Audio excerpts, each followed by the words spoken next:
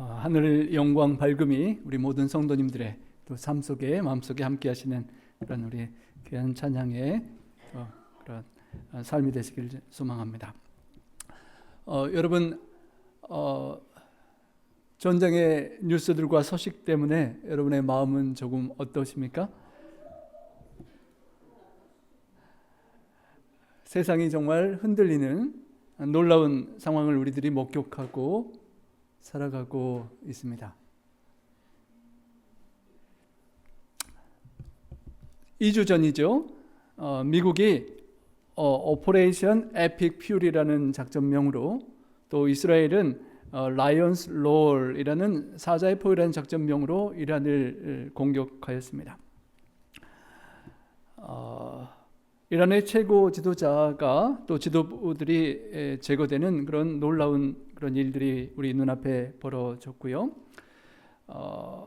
최근에 한 몇 년간 이란의 반정부 시위와 관련하여 7천 명에서 거의 3만 명을 죽였다라고 하는 그런 악한 정권이 또 죽게 되는 상황 속에서 또 사람들이 기뻐하기도 하고 또 슬퍼하기도 하는 그런 상황들이 펼쳐졌습니다. 이란을 본토 공습하고 이란은 또 보복 공격을 하고 중동 전역으로 확산되어 가고 있는 그런 어려운 상황입니다. 세계가 경제적으로 우리 장로님 기도해 주신 것처럼 정말 경제가 점점 어려워지고 유가가 브렌트유 $100 이상 올라가면서 연쇄적인 불안을 많이 느끼고 있는 그런 경험을 모두가 하고 있습니다. 72센트가 전쟁 이후에 올랐다고 하는데요. LA 어떤 곳은 이렇게 비싼 기름 가격이 나오기도 했다고 합니다. 얼마만큼 올라갈지 우리가 실감을 또 경제적으로 하게 되는데요. 전쟁 첫 6일 만에 우리 한국 국방비의 25%, 2주가 넘었으니까 이제 50% 이상 썼겠지요. 어마어마한 돈이 버려지고 있습니다. 공격 무기 이란에서 $50,000 드론을 하나 올리면 그것을 격추하기 위한 미사일이 수백만 달러이고 한 주에 $110억 이상을 그렇게 투자하는 그런 비용이 그렇게 벌어지고 있습니다. 특별히 우리가 지난주에 우리 두 바퀴의 기적의 간증들을 보고 들으면서 전쟁의 소식과 함께 들으면서 그 많은 돈이 아프리카나 우리 올트헤븐이나 그런 곳으로 가면 얼마나 좋을까 하는 그런 안타까운 마음이 더욱 들게 되었습니다. 인명피해도 1,800명 이상이 된다고 합니다. 이란에서 약 1,400명, 또 레바논에서도 한 800명, 그러니까 2,000 몇백 명이 되네요. 미군도 어제 사망자까지 포함해서 한 14명 정도 그런 안타까운 인명피해가 이루어지고 있고, 특별히 이란의 초등학교 그 여학생 175명 있는 그 아무 죄 없는 아이들이 실수로 그렇게 죽게 되는 안타까움도 보게 됩니다. 새로운 신냉전이라고 하죠. 미국과 영국, 일본, 나토 회원국들과 이란을 동조하는 러시아, 중국과 그런 신냉전의 그런 진영 논리가 재편되고 있는 것을 보게 됩니다. 전문가들이 얼마나 이 전쟁이 빨리 끝날까 생각하면서 30% 정도는 사륙주지만 50% 정도는 장기적으로 전쟁이 계속 확전되지 않을까 우려하고 있습니다. 어젯밤에 우리 북한에서 또 한미연합훈련에 반대해서 탄도미사일 10여 발 발사를 또 하기도 했다고 합니다. 러시아와 중국이 또 전쟁에 참여하거나 또 핵무기를 사용하지 않아서 세계 3차 대전이 그런 일이 없기를 우리가 소망하고 또 기도해야 하겠습니다. 특별히 안타까운 것은 우리 미국에서 5,000명이나 되는 해군들을 보낸다라고 하는데요. 특별히 그 5,000명 중에 2,500명은 우리 일본에서 해군들을 보낸다고 해서 혹시 우리 원집사님 우리 사위가 채플린 일본 쪽에 있는데 제가 좀 마음에 걱정이 되었습니다. 우리 육사에 보내는 우리 한 교우님 아들을 둔 아버지도 걱정을 하시더라고요. 이 전쟁이 빨리 끝이어야 되는데 우리의 기도가 필요한 것 같습니다. 이런 어려운 소식 속에 우리의 시선이 어디로 향하고 있는지 생각해 보게 됩니다. 중동의 그런 소식이 들릴 때 우리 마음속에 두려움이 생길 수도 있고 또 성경적인 예언적인 관점에서 평안을 가질 수 있는 그런 차이가 있을 텐데 오늘 우리가 하나님의 말씀과 뜻을 다시 한번 생각하며 이 어려운 때에 하나님의 뜻을 찾기를 원합니다. 똑같은 상황을 보면서 두 가지 렌즈로 볼 수가 있습니다.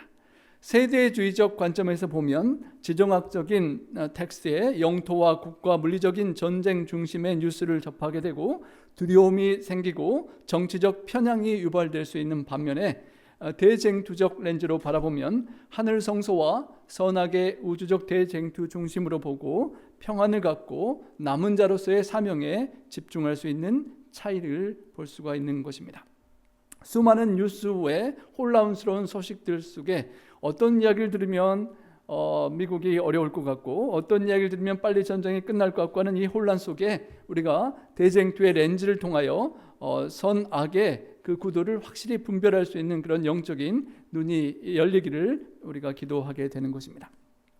특별히 이 관점의 차이를 기점으로 하는 것이 1948년도 이스라엘 국가의 재건을 어떻게 보느냐에 따라서 방향이 상당히 달라집니다. 그 재건이 예수님의 재림의 가장 위대한 징조라고 해석을 하고 이 서사를 갖고 있으면 예언적인 초점을 완전히 다른 곳으로 인도하기 때문입니다. 여러분, 성경 에스더서, 감동적인 에스더서에 페르시아에서 하만이 유대인을 전멸시키려고 계획했던 이야기를 우리가 너무도 잘 압니다. 에스더 왕비가 죽으면 죽으리다라는 각오로 이스라엘 유대 백성을 다 살리는 감동적인 이야기를 기억하는데요, 그것을 기념하여 부림절이 있습니다. 그런데 그 부림절의 배경인 그 고대 페르시아의 영토가 지금 현재 이란의 영토와 연결이 되고요, 이번에 전쟁의 발발한 그 2월 28일이 시작돼서 부림절이 바로 이어지는 그런 시기였다는 것입니다. 그래서 고대와 지금 현대의 전쟁을 연결시켜서 이야기를 하는 이스라엘 유대인들이 있는 것입니다. 예루살렘 포스트에 이런 기사가 실렸습니다. 미국과 이스라엘의 연합된 대이란 타격은 지난 2200년 동안 유례가 없을 정도로 부림절의 서사를 생생하게 현실로 불러왔다라고 하면서 그 성경적인 배경을 그 이스라엘의 전쟁의 배경으로 우리가 우리를 죽이려고 하는 사람들을 이렇게 반대로 공격한다는 그런 시사를 하는 것입니다. 현대판 부림절을 이렇게 그 언론에 보도하기를 네타냐후 총리가 고대 페르시아에서 폭군이 우리를 멸절하려 했다가 패배했다라고 언급하는 그 네타냐후 총리를 유대인 모르드게와 같은 구원자로 생각을 표현을 하고요. 또 하메네이, 이제 제거된 하메네이가 제거된 하만으로 비유를 하고, 트럼프 대통령이 아하수에로 왕에 비유되는 그런 언론의 소식들이 유대에서 실제로 이렇게 많이 이스라엘에 나오고 있다는 것입니다.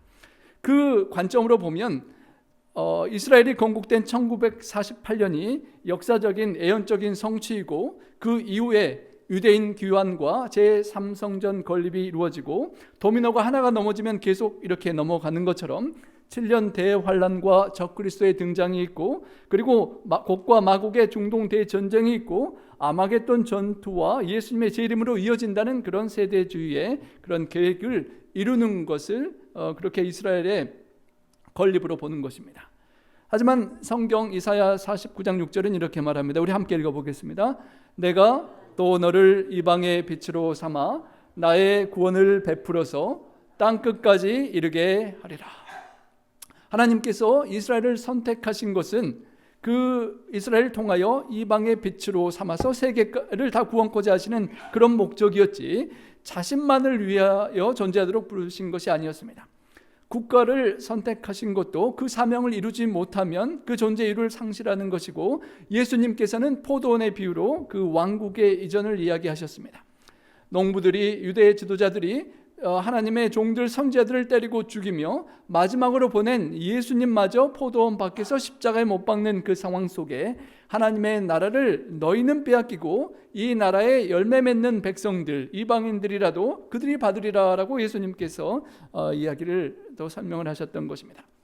사도 바울도 로마서 9장과 갈라디아서 3장에 이스라엘에서 난 그들이 다 이스라엘이 아니요, 혈통적인 유대인이 다 유대인이 아니고 이면적인 참 유대인이 있는데, 그 유대인은 그리스도 예수 안에서 그리스도의 것이 되는 진정한 그리스도인이 하나님의 선택된 참된 이스라엘이요, 아브라함의 자손이라고 갈라디아에서는 이야기하는 것입니다.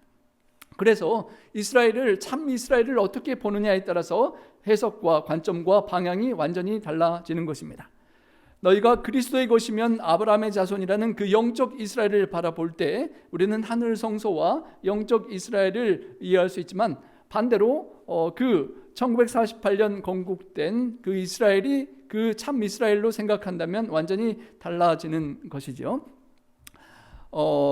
USA 투데이에 이런 기사가 또 올라왔습니다. 도널드 트럼프 대통령은 예수님의 기름 부음을 받은 자이며 이란에 신호탄을 쏘아서 올려 아마겟돈을 예수님의 지상 재림을 알리기 위해 선택되었다. 일선 부대 지휘관이 부하들에게 브리핑하는 중에 이런 이야기를 실제로 했었다고 합니다. 여러분, 아마겟돈 전쟁이라고 하면 또 예수님의 재림, 우리가 재림교회잖아요. 이 상황을 우리가 어떻게 이해를 해야 할까요? 수많은 기독교인들이 세대주의적 관점으로 지금 일어나고 있는 전쟁이 성경이 말하는 아마겟돈이 아닐까 하는 생각 속에 잠기게 되는 것입니다. 아마겟돈이라는 말은 성경 전체 통틀어서 딱 한 번 등장하는 말인데요. 계시록 16장 16절에 새 영이 히브리어로 아마겟돈이라는 곳으로 왕들을 모으더라 하는 곳에 나오는 말입니다. 단 한 번 언급된 그 말이 세상에서 가장 결정적이고 거대한 전쟁을 의미하는 고유 명사로 굳어진 배경을 잠시 살펴보겠습니다. 헬라어의 아르마겟돈과 히브리어의 하르무깃도라는 단어가 하르라는 산 언덕과 무깃도라는 가나안의 지명이 연결해서 이루어진 말인데요. 그 무깃도라는 지역은 실제로 솔로몬 왕의 12 주요 행정구역 중 하나로서 애굽 남쪽에서 북쪽 바벨론으로 향하는 필수 간선도로에 위치하고 상업적 통로이자 군사적 방어의 핵심 요새여서 수많은 전쟁이 일어났던 곳이라고 합니다. 그래서 고고학상으로 밝혀진 그 요새를 살펴보면 거대한 성문과 지하수로가 있는 것을 보고 상당히 귀한 안전한 요새였음을 알 수가 있습니다. 수십 미터를 안반을 파고 들어가서 저 밑에 지하 수조가 있어서 위험할 때에 물을 끌어다가 버틸 수 있는 그런 난공불락의 장소였던 것입니다. 역사적으로 기원전 12세기부터 계속되어서 피를 흘리는 그런 전쟁이 무깃도에서 있어 왔습니다.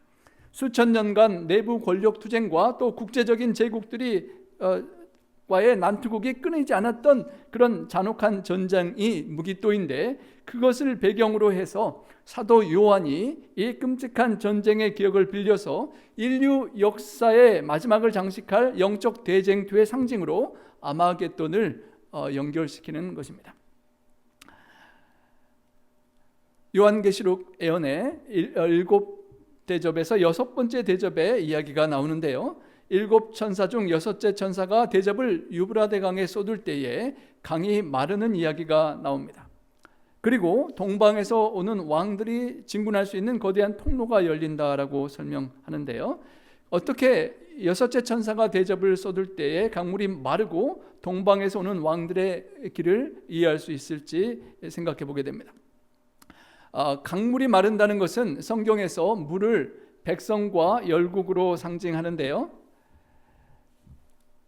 거짓 종교 연합체를 따르는 수많은 사람들이 지지하고 하던 그 민심이 끊어지고 붕괴되는 영적 파탄을 의미하는 것입니다. 실제로 과거에 고대 페르시아의 고레스 왕이 유프라데 강물의 방향을 돌리고 고대 바벨론을 정복했던 것처럼 마지막 때에 동방의 왕들이 그리스도의 재림과 심판을 상징하는데 거짓 종교 시스템인 영적 바벨론을 무너뜨리는 하나님의 도구로 사용될 것을 그렇게 표상하는 것입니다. 그렇기에 실제적으로 요한계시록 16장에 나오는 아마겟돈 전쟁은 현장에서 물리적인 전쟁을 하는 것이 아니라 계시록 16장 13절에 나온 것처럼 개구리 같은 새 더러운 영이 용의 입과 짐승의 입과 거짓 선지자의 입에서 나오는 영적인 전쟁임을 우리가 성경을 통해 알 수 있습니다. 사탄을 상징하는 용의 입과 정치적인 물리적인 억압 세력인 짐승의 입과 종교적인 영적 기만 세력의 거짓 선지자의 입에서 더러운 영이 나와서 삼위일체 하나님의 뜻과 저항하는 영적인 삼위일체를 형성하고 이루어지는 전쟁을 아마겟돈이라고 하는 것입니다. 그리고 마지막 그 혼란의 가운데 지성소에서 한 음성이 들리는데 사탄은 완전히 패배하고 우리의 구원이 영원히 확증되는 다 되었다라는 말씀이 이제 들려오게 되는 것입니다. 그 아마겟돈 전쟁에서 단 한 가지 규칙은 어린 양의 빛의 진영에 있든지 짐승의 어둠의 진영에 있든지 중립할 수 있는 곳은 없다는 것입니다. 우리가 필연적으로 하나님의 빛의 진영에 가담하기를 선택하고 하루하루 믿음 안에서 주님을 따라가야 하는 것입니다.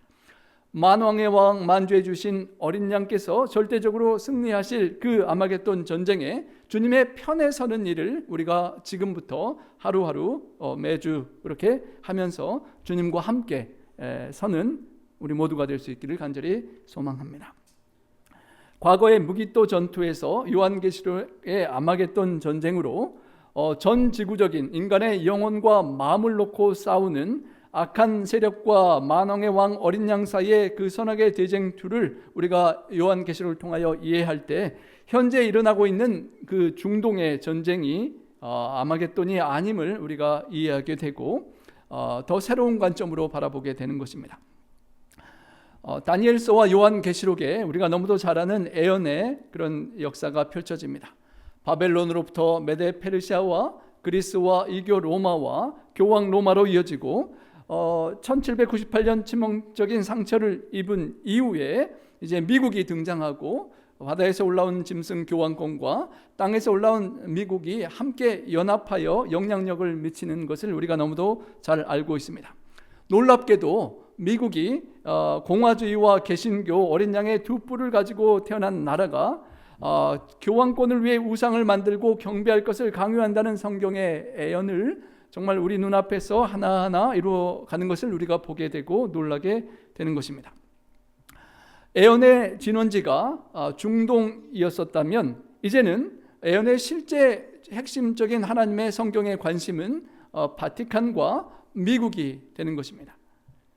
그래서 우리가 역사적으로 여러 가지 해석들을 해왔지만 다니엘서 11장에 북방왕이 경제와 군사력을 가진 미군과 종교적인 역량을 가진 교황권의 거룩한 동맹으로 경제적인 군사적인 압박을 남방왕에 미치는 그런 상황을 살피고 우리가 실제로 보고 있는 것입니다. 무신론과 세속주의 또 그런 영향을 미치는 그런 상황을 보는 것이고요. 실제로 어린 양 같은 이 미국이 정교 분리와 신앙의 자유 개신교의 국가로 종교 핍박을 피하여 이 신대륙으로 찾아왔던 미국이 어떻게 마지막 시대에 용처럼 그런 역할을 하고 있는지 우리가 유심히 지켜보고 살펴보게 되는 것입니다. 어떻게 이 미국이 국가 권력을 이용해서 짐승의 우상에게 경배를 강요할 수 있을지 보는 것입니다. 아마겟돈을 생각할 때 우리는 갈멜산의 영적인 전투를 비교하게 됩니다. 여호와가 하나님이면 그를 쫓고 바알이 하나님이면 그를 쫓을지라라고 영적인 대쟁투가 벌어졌던 갈멜산처럼 진정한 영적인 대쟁투가 마지막 때에 창조주 하나님을 예배하는 신앙과 거짓된 짐승의 체제를 예배하는 그 예배를 놓고 싸우는 영적인 전쟁이 이루어진다는 것입니다. 정치적 분열과 경제적인 통제와 수많은 그런 세상의 환란의 복잡한 일들이 많이 있지만 사탄이 관심을 갖는 핵심은 계시록 12장 17절에 있다는 것입니다. 우리 함께 한번 읽어보겠습니다. 용이 여자에게 분노하여 돌아가서 그 여자의 남은 자손 곧 하나님의 계명을 지키며 예수의 증거를 가진 자들과 더불어 싸우려고 바다 모래 위에 섰더라. 사탄의 관심은 세상의 수많은 일들과 전쟁들이 일어난 상황 속에서 여자의 남은 자손, 하나님의 계명을 신실히 지키며 예수님의 증거를 가진 자들과 싸우는 것이 최종적인 관심이라는 것입니다. 종교 전쟁 이면에 숨겨진 경제적인 원동력이 있을 것이라고도 학자들은 이야기합니다. 우리 석유를 가장 많이 갖고 있는 매장하고 있는 곳이 베네수엘라와 사우디아라비아, 이란인데요. 최근에 베네수엘라의 대통령을 납치하고 이제 이란을 공격하는 상황을 보게 됩니다. 에너지를 통제하는 것이 전 세계를 경제적으로 통제하는 권력이 되는 것을 우리가 알 수 있고요. 입고 사용하고 모든 것들이 석유에 기반하고 있기 때문에 그 에너지와 경제를 장악하고 정치적인 굴복을 강요할 수 있는 그런 상황을 마련하고 있고, 계시록에 등장하는 매매를 못하게 하는 경제적 통제 시스템이 어떻게 실현될 수 있는지 우리가 좀 보게 되는 것입니다.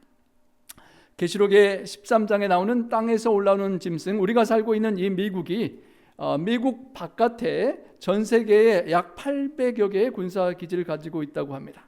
그리고 국방 예산이 얼마나 많은지 2등부터 10등까지 9개국의 모든 예산을 합한 것보다 미국이 이렇게 많은 예산을 가지고 있는 슈퍼 파워로서 어린 양처럼 두 뿔이 있지만 용처럼 말하는 짐승이라는 계시록 13장 11절의 그런 현실을 보여주는 것입니다. 마지막 때에 매매를 못하게 하리라는, 짐승의 표를 받지 않는 사람에게 매매를 못하게 하리라는 그런 경제 시스템이 마지막 때에 이루어지겠지만, 오늘날도 우리가 단순한 개인적인 통제가 아닌 국가의 경제 제재를 하는 것을 볼 때에 가능하겠구나라는 것을 실제로 보고 생각하게 되는 것입니다. 우리가 지금 살펴보았던 그 이스라엘에 대한 관점, 영적 이스라엘이 진짜 이스라엘 땅에 있는 이스라엘이냐 아니면 믿음의 백성들이냐에 대한 관점에 따라 달라지는 것을 우리가 생각해 보았습니다. 현지 이스라엘에서 제3성전이 재건되고 짐승의 제사가 시작되어야 된다는 그런 것과는 달리, 하나님께서 영적 이스라엘을 통하여 예수 그리스도를 통하여 구원을 완성한다는 성경적인 진실을 우리가 먼저 살펴보았고요. 그것과 연결되어서 적그리스도의 정체도 달리 보게 되는 것입니다. 세대주의의 관점으로 보면 중동에서 나타날 카리스마 넘치는 정치 지도자를 상상하게 되는 것이지만, 성경적으로 보면 마틴 루터와 잔 웨슬레 그리고 칼빈에 이르기까지 종교 개혁자들이 다 함께 바라보았던 적그리스도는 그리스도의 자리를 대신하는 정치 종교 시스템을 의미하는 것이고, 그들이 군사력을 동원하여 신앙의 양심을 억압하고 스스로 신의 대리자라는 칭한 그 시스템을 가리키는 것입니다. 거기에 이어서 이제 아마겟돈 전쟁과 함께 이야기가 나오는 것이 곡과 마곡의 전쟁입니다. 그리고 세대주의 해석은 현대의 러시아와 중국을 그곳에 대입을 하는 것입니다. 하지만 성경적으로는 그 지역의 이름을 그대로 맞추는 것이 아니라 천년 왕국 이후에 벌어지는 것으로 성경은 설명을 합니다. 곡과 마곡의 전쟁은 에스겔서 38장에 등장하는데요. 중동의 갈등을 곡과 마곡의 그 전쟁으로 그대로 대입하는 그런 관점입니다. 그래서 그게 그대로 맞다면 지금 벌어지고 있는 전쟁이 곧 세계 3차 대전과 핵전쟁으로 종말로 이어질 수 있다는 그런 불안감을 갖게 되는 것입니다. 실제로 재밌는 것이 그 로스라는 말이 러시아와 되게 비슷하죠. 그리고 메섹 두발이라는 것도 모스코 토벌스크라는 러시아의 지역 이름과 아주 비슷한 것을 보게 됩니다. 그리고 엘람은 실제 이란으로 해석이 되고, 바사가 이란의 과거 페르시아로 그렇게 대입되는 것을 보면서 상당히 성경에 관계되는 이야기라서 흥미롭기도 한데요. 이제 완전히 다른 관점이 되는 것입니다. 바벨론 포로 귀환 이후에 이스라엘이 만약 하나님께 온전히 신실했다면 그 결과 하나님을 대적하는 이방 나라들 곡을 물리적으로 심판하셨을 그 에스겔 38장이 이루어지는 건데요. 실제적으로는 이스라엘 백성이 거부하고 불순종했기 때문에 예언의 성취가 혈통적인 이스라엘 국가에서 영적 이스라엘로 넘어오고 그 규모가 전 지구적으로 확대되는, 이렇게 갈림길을 보게 되는 것입니다. 에스겔 38장의 곡이 누구인가? 그 성경 본문에는 성벽이 없는 마을, 평안히 거주하는 백성에 대한 그런 공격의 이야기가 나옵니다.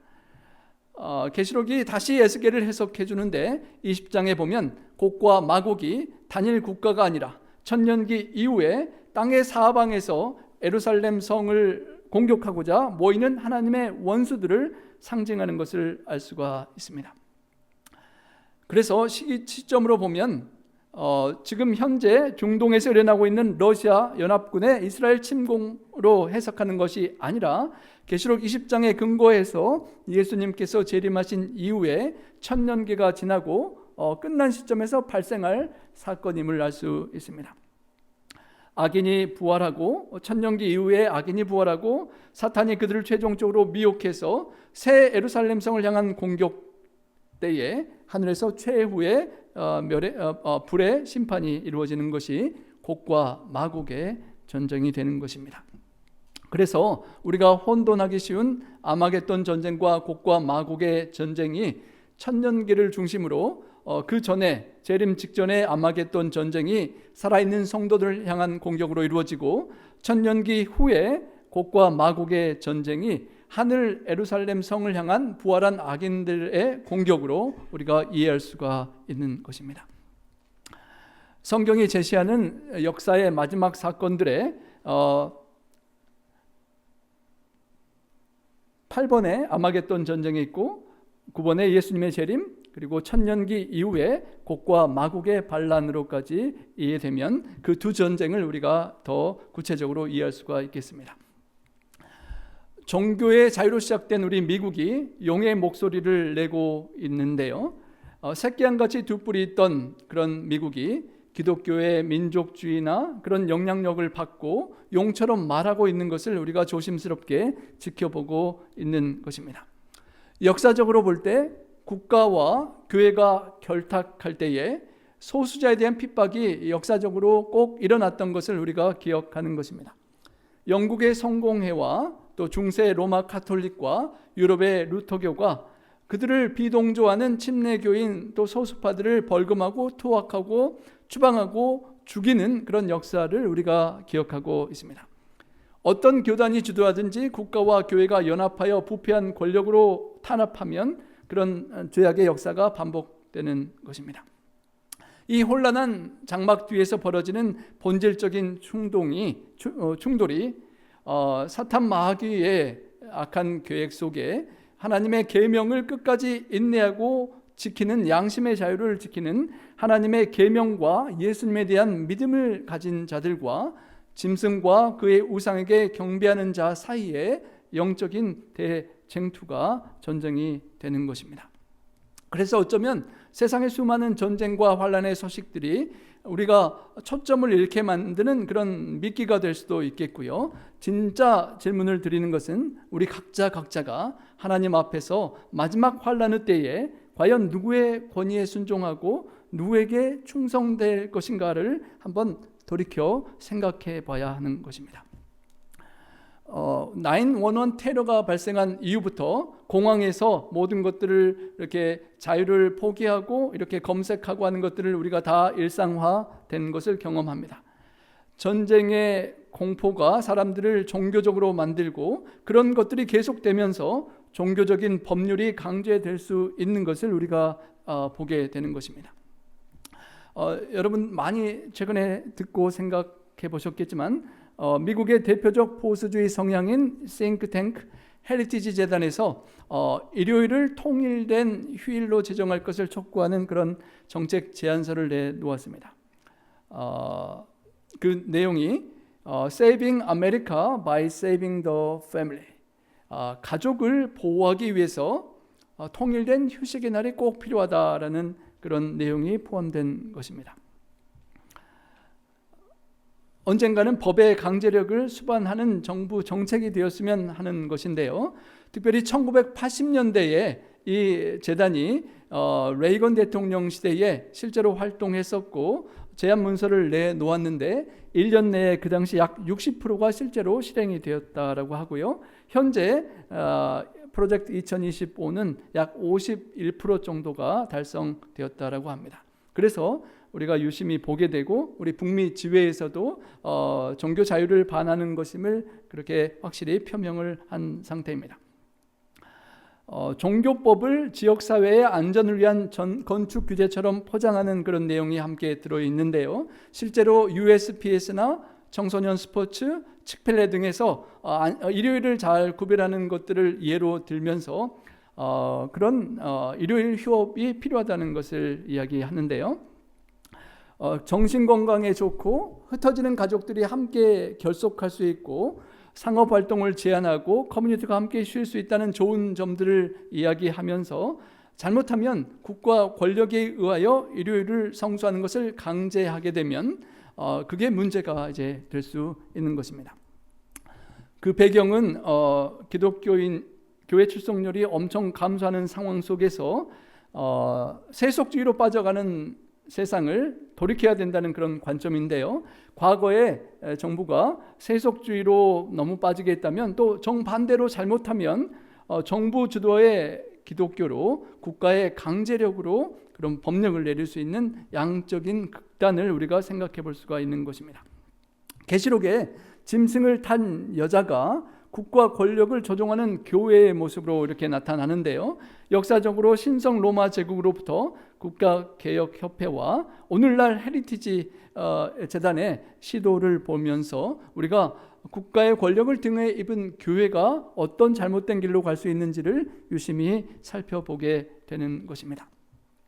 하늘에서의 영적 전쟁이 사탄이 하나님의 정부를 전복시키기 위해서 정부의 안정을 증진하는 척 위장했던 것처럼 잘못하면 또 사탄의 그런 계획 속에 가족과 사회적인 안정을 내세우면서 잘못된 억압을 할 수 있는 상황이 벌어질 수 있다는 것입니다. 전쟁도 복잡하고 또 이런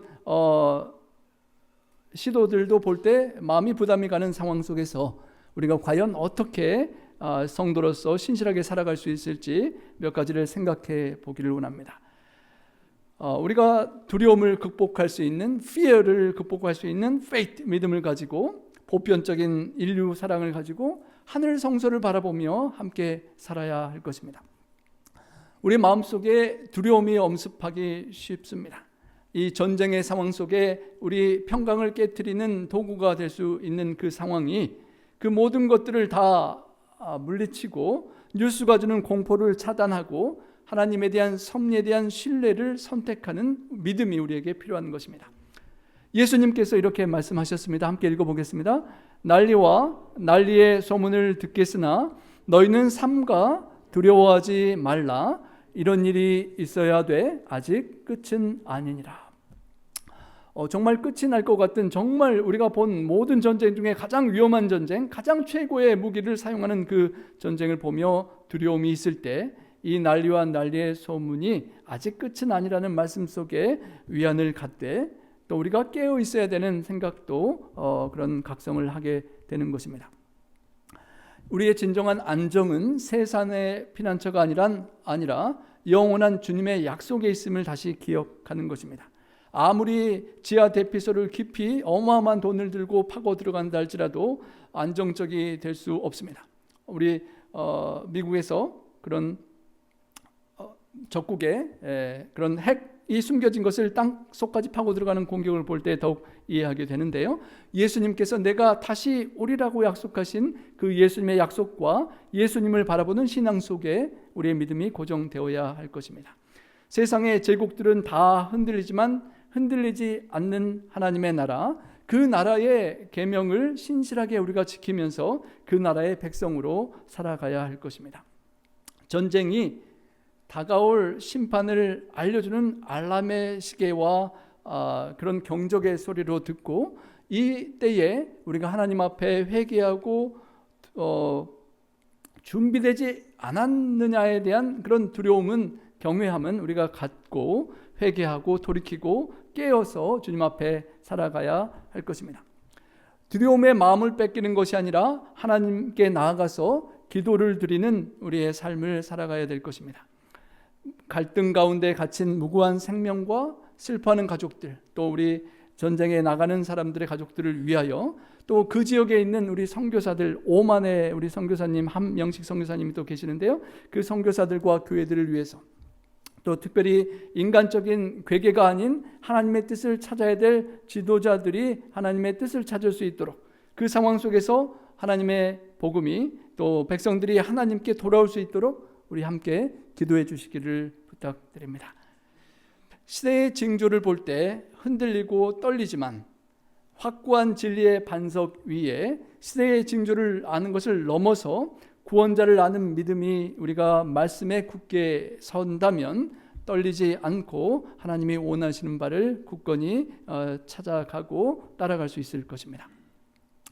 전쟁의 공포에 흔들릴 때 등대의 빛이 폭풍과 치는 바다에서 빛을 밝혀주는 것처럼 전쟁의 공포로 흔들리는 이 세상에서 하나님의 백성이 애언의 빛을 세상에 비추면서 평안, 안정을 찾고 흔들리는 사람들에게 안정을 주는 그런 사명을 감당해야 될 것입니다.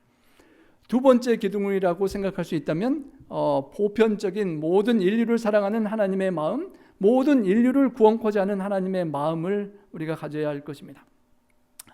하나님은 폭격의 공포 속에 있는 이란의 영혼들, 또 두려움에 떨고 있는 이스라엘의 영혼들 모두를 위해서 예수님을 보내셨고 예수님께서 십자가에 돌아가셨습니다. 정치적인 편가르기나 어느 한쪽으로 치우치는 것에 빠지는 것이 아니라 모든 영혼들이 하나님의 복음의 빛을 발견하고 하나님께 돌아올 수 있도록 기도해야 할 것입니다. 하나님께서 미국인이나 유대인을 이란의 또 무슬림 국가의 사람들보다 더 우대하거나 사랑하진 않으실 것입니다. 모든 민족과 백성과 방언을 구원코자 하시는 하나님의 뜻이 이 모든 어려움 가운데 이루어질 수 있도록 기도하고, 유대인이나 헬라인이나 예수님 안에 하나라고 하는 말씀처럼 그 누구의 편도 아닌 예수님을 믿고 예수님 안에서 영접하고 다 구원 얻는 백성들이 되기를 기도하는 것입니다. 특별히 세대주의적인 관점에서 엘람을 이란으로 그렇게 적용을 하는데요. 에레미야 49장 35절로 9절에 엘람에 대한 이야기가 나옵니다. 하지만 그 엘람이 멸망해야 될 이란이 아니라 그 애언 속에 포함된 말씀 속에 포함된 것처럼 하나님을 대적하는 세력에 대한 심판이 있음과 동시에 마지막 구절에 보면 마지막 남은 자들이 하나님께로 돌아올 것이라는 말씀에 보편적인 회복의 기별을 포함하는데요. 이란이 멸망할 국가가 아니라 그곳에서도 하나님을 믿는 신앙인들이 나오리라는 그런 말씀임을 우리가 알 수 있는 것입니다. 실제로 우리가 이란이 이슬람 국가로 생각하지만 그 안에 기독교인들이 정말 많이 성장하고 있다고 합니다. 최근의 보고에 따르면 약 50만 그리고 많게는 100만까지도 그 지하에 기독교인들이 있을 수 있다는 것입니다. 그 어려운 속에 믿음을 갖고 있는 우리 기독교인들을 또 위하여 우리가 기도드려야 할 것입니다. 우리가 너무도 잘 아는 로마서 11장의 말씀입니다. 그러면 내 말이 가지들이 꺾인 것은 나로 접붙임을 받게 하려 아니라 하리니, 우리 기독교인들이 늦게 믿은 우리 신앙인들이 내가 예수님께 접붙임 받기 위하여 유대인들이 꺾였다라고 말한다는 것입니다. 옳도다. 그들은 믿지 아니함으로 꺾이고 유대인들이 믿지 않음으로 꺾이고 우리 이방인들은 믿음으로 섰느니라. 높은 마음을 품지 말고 도리어 두려워하라. 진정으로 우리가 두려워해야 될 것은 교만하지 않고 겸손히 하나님을 바라보는 가운데 두려워해야 될 두려움이 있는 것입니다. 하나님이 원가지 되는 그 유대인들도 아끼지 아니하셨은즉 너희도 아끼지 아니하시리라. 그러므로 하나님의 인자하심과 준엄하심을 보라. 넘어지는 자들에게는 준엄하심이 있으니 너희가 만일 하나님의 인자하심에 머물러 있으면 그 인자가 너희에게 있으리라. 그렇지 않으면 너희도 지키는 바 되리라. 하나님의 인자하심, 우리를 접붙이셔서 하나님 안에 있게 하신 그 인자하심에 머무는 그런 두려움과 경외감 가운데 하나님과 연결되는, 우리 교과 공부에서 하신 것처럼 하나님과 함께하는 그런 우리의 삶이 있어야 될 것입니다.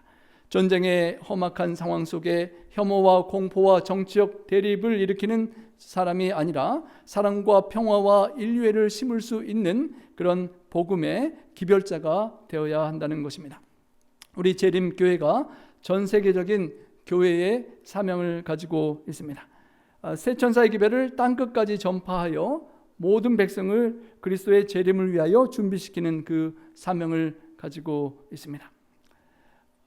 시간상 짧게 지나가야 되겠지만 영원한 복음과 창조주를 경배하라는 첫째 천사의 기별과 세상의 타락한 큰 성 바벨론에서 나오라고 하는 둘째 천사의 기별과 마지막 때에 거짓 선지자의 기만에 빠지지 않도록 엄숙한 경고를 바라고 하나님의 계명과 예수 믿음을 끝까지 신실히 지키는 셋째 천사의 기별을 땅끝까지 전하며 세상 죄악에 참여하지 말고 받을 재앙들을 받지 말고 나오라는 그 호소를 세상에 펼치면서 우리가 먼저 주님 앞에 신실하게 살아야 할 것입니다. 아마겟돈 전쟁의 이야기가 나오는 그 본문 속에 어린 양의 피를 의지하고 자기 옷을 지켜 벌고 벗고 다니지 아니하여야 된다는 그런 말씀이 그 성경 본문에 삽입되어 있습니다.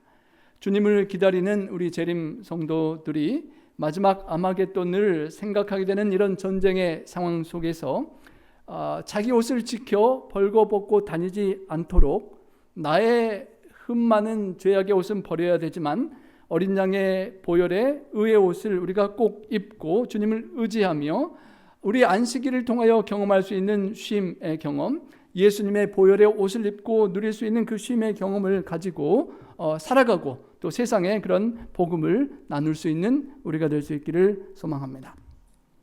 마지막으로 우리가 바라보기를 하늘 성소를 향하여 시선을 옮겨야 한다는 것입니다. 저도 시간 틈이 나면 자꾸 뉴스를 보면서 어떻게 진행되는지 계속 살펴보게 되는데요. 그러다 보면 우리가 생각을 너무도 곳에 빼앗길 수가 있습니다. 우리의 시선을 하늘로 하늘 지성소로 올려보는 그런 시간들이 필요하다는 것입니다. 그렇지 않으면 우리가 세상의 분쟁 속에 우리의 마음이 혼돈될 수가 있는 것입니다. 여러분, 사탄 마귀가 괴계와 꾀가 대단하겠죠. 어쩌면 그 동쪽의 중동 국가를 바라보게 하고 1948년 이스라엘 건국과 함께 그 모든 진행되는 상황 속에 초점을 다른 곳으로 돌이키게 하고 정말 사탄이 관심 있는 로마 교황권과 배도한 개신교에서 일어나는 짐승의 표를 놓치게 할 수 있는 그런 교란 작전이 있을 수도 있을 것입니다. 그런 복잡한 벌어지는 세상의 역사 속에서 우리의 시선을 하늘로 향하고 이 땅의 많은 것들도 함께 살펴야 되지만 늘 하늘을 바라보고 하늘 지성소에서 온 우주를 통치하시는 사령관 되시는 우리 하나님의 보좌를 바라보고 기도하고 그 뜻을 찾는 우리가 돼야 될 것입니다. 영토와 에너지를 차지하기 위한 국가적인 그런 어마어마한 전쟁이 벌어지고 있는 이때에 보이지 않는 전쟁, 정말 마음속에 우리의 영혼 속에 죄악과의 싸움에서 그리고 최종적으로 창조주를 향한 참된 예배를 드리는 참 하나님의 계명에 끝까지 충성되며 사탄 마귀의 유혹에 넘어가지 않고 그런 협박에 물러서지 않는 그런 참된 경배자의 삶을 우리가 살아가야 할 것입니다. 여러분, 요한계시록 14장 12절에 모든 세상의 것들이 전쟁으로 흔들릴 때 흔들리지 않는 자들의 특징을 이렇게 설명합니다. 우리 함께 읽어보겠습니다. 성도들의 인내가 여기 있나니 그들은 하나님의 계명과 예수에 대한 믿음을 지키는 자니라. 성도들이 인내할 수 있는 것은 하나님의 계명과 예수에 대한 믿음을 굳게 붙잡을 때 가능한 것입니다. 세상에 타협하지 않고 어린 양이 인도하시는 대로 어디든지 따라가고 동행하면 우리는 이 어려운 시대를 믿음으로 이길 수 있는 것입니다. 흔들리는 세상 속에서 영원히 무너지지 않을 나라를 바라보게 되는 것입니다. 이란과 미국이라도 흔들릴 수 있는 나라가 될 수 있지만 세상의 소음에 흔들리지 않고 끝까지 그리스도의 곁에 서서 그분의 계명을 지키며 참된 무너지지 않을 하나님 나라를 바라보는 우리가 될 수 있기를 원합니다. 여러분, 아마겟돈 전쟁이 지구의 멸망이 아니라 예수님의 통치의 시작이요 천년기의 시작임을 보았습니다. 곡과 마곡의 전쟁도 영원한 죽음이 아니라 새하늘과 새 땅에 도래하는 그런 영원한 천국이 펼쳐지는 시기가 될 수 있음을 보았습니다. 전쟁의 수많은 소식 속에서 우리가 그 모든 전쟁과 역사의 주관자 되시는 하나님을 굳게 바라보기를 소망합니다. 역사의 끝이 핵전쟁으로 끝나는 것이 아니라 성경은 예수님의 재림으로 끝난다라고 말합니다. 밤이 깊고 낮이 가까웠다는 그 신호를 우리가 뉴스를 통하여 계속 들을 때 우리가 그 주님을 더욱 바라보고 주 예수님 오시기를 준비하며 시간이 얼마인지 알 수 없지만 가깝다고 느껴지는 이때에 깨어나고 주님 맞을 준비를 하루하루 잘 하고 살아갈 수 있는 우리가 되기를 원합니다. 매일 우리의 삶 속에 숨겨진 죄를 고백하고 자아를 굴복하고 말씀 속에 애언 속에 세상을 진행되는 것을 더욱 이해하고 그리고 철저히 하루하루 순종하는 삶을 살다가 우리 주님 맞이하고 많은 영혼 구원하는 우리 모든 성도님들 천국의 후사들 되시길 바라며 우리 말씀 드리겠습니다. 사랑의 아버지 하나님, 이 시간도 그 이란 지역으로 파병되는 5천 명의 우리 미군 해군들을 위하여 기도하게 됩니다. 하나님, 또 그들의 공격을 맞설 또 이란의 군인들과 또 불쌍한 백성들 또 여러 주변 국가들의 어려운 상황을 위하여 기도하게 됩니다.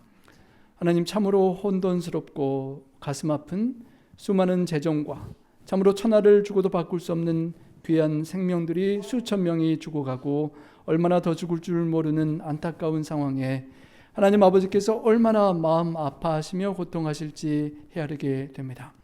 하나님 아버지, 특별히 함께해 주시고 섭리해 주셔서 지도자들의 마음이 사탄의 괴계에 현혹되지 않도록 도와주시고 하나님 아버지의 하늘 지성소의 우주의 통치자 되시는 하나님의 뜻을 분별하고 그 뜻에 순종할 수 있는 개인적인 권력과 또 야망과 패권을 장악하고자 하는 전쟁이 아니라 영혼 백성들을 섬기고 하나님의 나라를 추구하는 그런 지도자들 될 수 있도록 주님 도와 주시옵소서.